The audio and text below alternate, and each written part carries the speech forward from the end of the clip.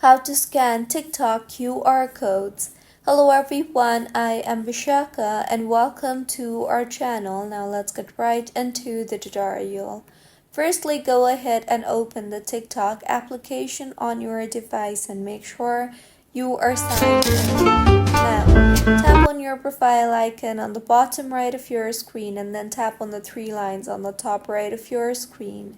Here you will see the option for QR code. Tap on that and then tap on the scan option you see there and further point your camera at the QR code and TikTok will automatically open the linked profile or page. Or you can also tap on the upload option you see there and then choose the QR code image from your photos or gallery and TikTok will further scan the QR code. So, this is how you can scan TikTok QR codes. If you find this tutorial helpful, please like the video and do comment if you have any queries. Also, do subscribe to our channel for more helpful tutorials like this. See you on the next one.